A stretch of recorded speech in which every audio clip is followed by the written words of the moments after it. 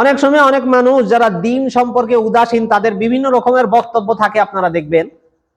তারা অনেক সময় বলে যে নামাজ পড়তেছি তো পড়তেছি, এত কিছু মানতে হয় নাকি? রোজা রাখতেছি, এটাই তো অনেক বড়। আল্লাহ দেখতেছে না যে সকাল থেকে নিয়ে সন্ধ্যা পর্যন্ত আমি না খেয়ে আছি?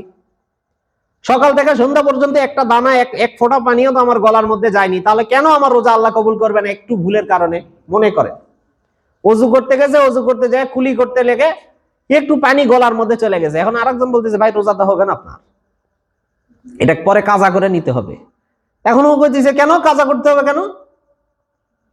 আমি তো খাইনি, আমি তো ইচ্ছা করে খাইনি, এটা আমার আমার সতর্ক ছিলাম না, অসতর্কতার কারণে আমার গলার মধ্যে চলে গেছে, এই জন্য কি আমার রোজা হবে না? আল্লাহ দেখতেছে না, আল্লাহ এমনি কবুল করে নেবে। এই কথা বলে ওই রোজার আর কাজা করে না।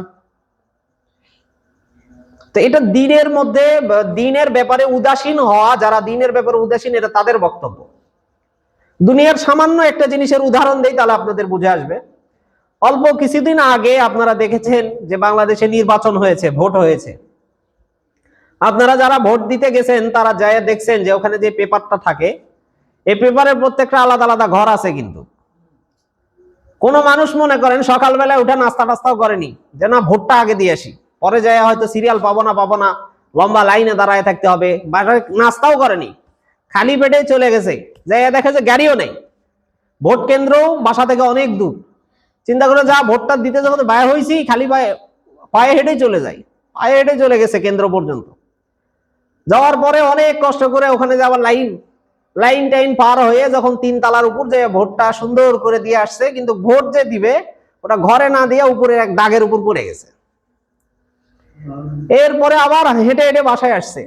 বিকেল বেলা যখন চায়ের দোকানে বসে আছে, তো আশেপাশের মানুষের সাথে গল্প করতেছে, সে বলতেছে আমি সকালে না খেয়ে চলে গেছি কেন্দ্রে, যে গাড়িও পাইনি, হেঁটে চলে গেছি, যে ভোট দিয়ে আবার হেঁটে বাসায় এসে তারপরে দুপুরে 12টার দিকে খাইছি।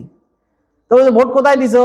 তো বলছে ওই একটু কম বেশি হয়ে গেছে, আঁখের উপর একটু চলে গেছে, পুরা ঘরের মধ্যে পড়া দরকার, ঘরে দিয়েছিল, একটু আঁখের মধ্যে যায় ঘেঁষা লাগছে। তো ওই ভোট কি গ্রহণযোগ্য হবে? কেন? সে ব্যক্তি কষ্ট করেনি, সরকার কি দেখে নাই কষ্ট? সে না খেয়ে চলে গেছে, সকালবেলা পায়ে হেঁটে গেছে, গাড়ি টাড়ি ছাড়া, তার কষ্টের কোনো দাম নাই কেন? সে এত কষ্ট করলো, ওর ভোটটা কিন্তু আস্তে করে ছিঁড়ে ফেলে দেওয়া হবে।